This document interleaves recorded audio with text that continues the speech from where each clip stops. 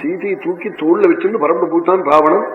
போறபோது ரிஷ்யமூக சிகரத்துல 5 வானரங்களை தேவி கண்டாள். ராவணனுக்கு தெரியாம தன்னுடைய மேலாக்கில சில ஆபரணங்களை அதுல கட்டி தெரிஞ்சாள். சுவாமி வந்தா சொல்லட்டும் ராமனிடத்துல இருந்து அசோகவனத்தை கொண்டு போய் சீதையை வச்சுட்டான். லட்சுமணன் இங்க இருந்து போறாள். ராமனுக்கு அபசகுணங்கள் எல்லாம் ஏற்படுறது. லட்சுமணனை பார்த்துட்டாள். லட்சுமணா என்ன இப்படி பண்ணிவிட்டேன்னாள். அண்ணா என்ன தாறுமாறா சொல்லிவிட்டாள். இந்த மாயினால மாரீசன் போட்ட சப்தத்தை கேட்டு பாவோமயி தவாத்தியர்த்தம் பாபையேவ நிவேசித்தா கட்டண எண்ணிவிட்டேன்னு சொன்னாள். அண்ணா தாங்கல்லே ஓடி வந்தேன்னு சொன்னாள். அவ கோபம் வந்தவள் ஸ்திரீ, நீ எதுக்கா கோவிச்சுன்னு வரலாமாங்கிறார்.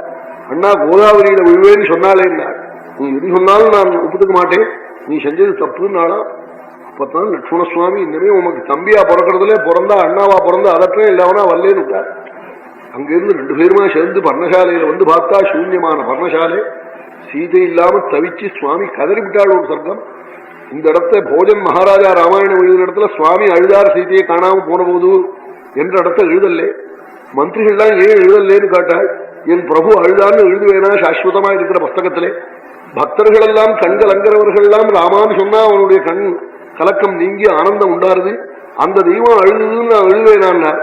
வால்மீகி எழுதியிருக்காரேன்னார். அவர் கல்லெஞ்சுக்காரர் பாம்பு புத்துல பிறந்தவர் எழுதிவிட்டார். நான் எழுதுவேனான்னு ஆனா போஜன் வல்மீக ஜன்ம முனிரேவ கठोरचेता அவர் எழுதினார். स्वराजपुत्रः प्रिययाजिहीनः कायेन शोकेन च पीड्यमानः विषादयम् भ्रातरभार्तरूपः भूयो विषादम् प्रविवेशतीव्रम्. சுவாமி கதறிவிட்டாள்னார். காமத்தாலையும் சோகத்தாலையும் பீடித்தாளாய். இப்படி அழுதாளே ராமன் என்ன பலம்னார் வால்மீகி. லட்சுமணனை என்ன அழவிட்டாரே அதான் பலம்னார். விஷாதயன் பிராதரம் பூயகா பிராதரம் விஷாதயன்னாள். லட்சுமணன் முந்தையே அழுதுருக்கார். அவர் இன்னும் கதற அடிச்சாரா. என்ன சொன்னார்னார் லட்சுமண நமத்விதோ துர்கிருத கர்மகாரி மன்யே த்விதீயோஸ்தி வசுந்தராயாம் சோகேன சோகோஹி பரம்பராயாம் மாமேதி பிந்தந்தே ஹிருதயம் மனக்யாத் பூர்வம் மயா நூனமபீப்சிதானி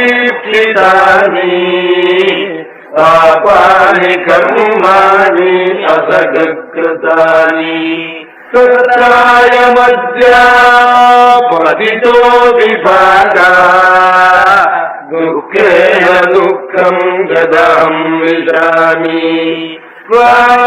ஸ்வஜப்ரணாஜः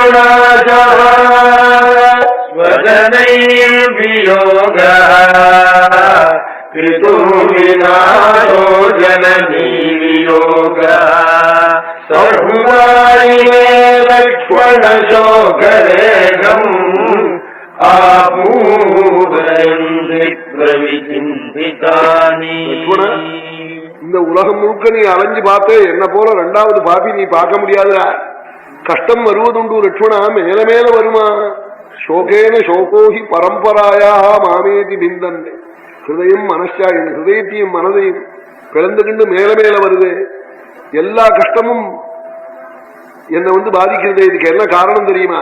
ஜென்மாந்தரத்துல பல குடும்பத்துல தம்பதிகளை பிரிச்சு பிரிச்சு வச்சிருக்கேன். தம்பதிகளை பிரிச்சு வைக்கிற பாபம், பகவத் கதைக்கு விச்சேதம் பண்ற பாபம், அன்னமன்றவரை தடுப்பது, இந்த 3க்கும் பிராயஷ்சித்தம் இல்லையா? பூர்வம்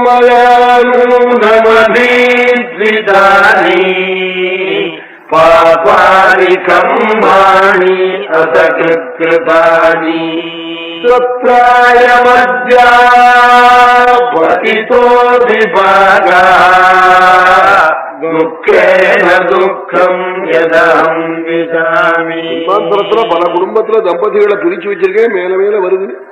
தேவி பக்கத்துல இருந்து அத்தனை துக்கமும் மறந்திருந்தது. ராஜ்யம் போன துக்கம், பிதா மரிச்ச துக்கம், அம்மா விட்டு பிரிந்த துக்கம், ஸ்நேகிதர்களை விட்ட துக்கம் எல்லாம் மறந்திருந்தது.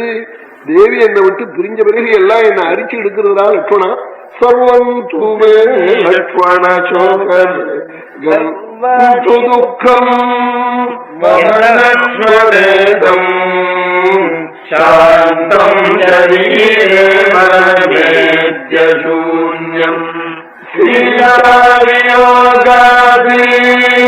புனரப்யுதீர்ணம்